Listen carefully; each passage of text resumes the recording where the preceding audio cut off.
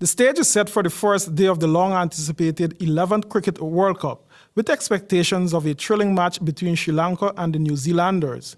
The batting off of this riveting match is set to start at 6 p.m. Guyana time at the Agley Oval, Christchurch, Central, New Zealand. The New Zealand team recently went up against South Africa in the ICC Cricket World Cup 8th warm-up match on February 10, leaving the South Africans with no other choice than to hand the Kiwis a 134 runs win. While on the other hand, Sri Lanka in their ICC Cricket World Cup warm-up match beat the Bangladesh team in a 13-run triumph.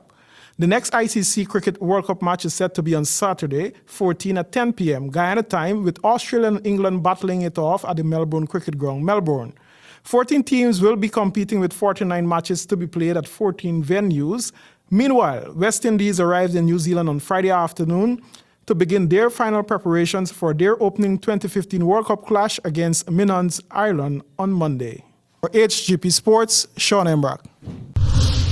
Boxing fans and patrons are in for a treat as more sponsors come on board for the Caribbean Collision Clash.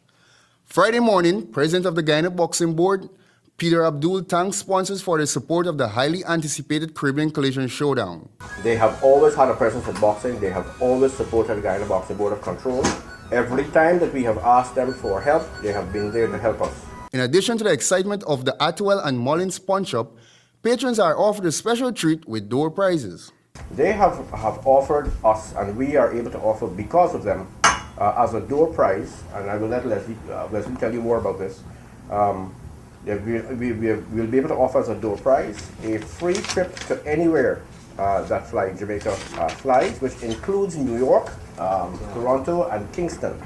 A world-famous King's Jewelry World cricket band will be received by the second lucky fan on the night. The Caribbean Collision boxing card is set for February 21 at the Cliff Anderson Sports Hall. Tickets cost $3,000 ringside and $1,500 stands.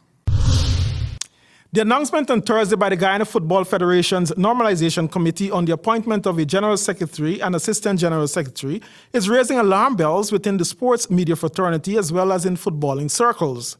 Some sports journalists last evening took to social media to vent their feelings on why Richard Groden has been allowed to function here instead of a Guyanese.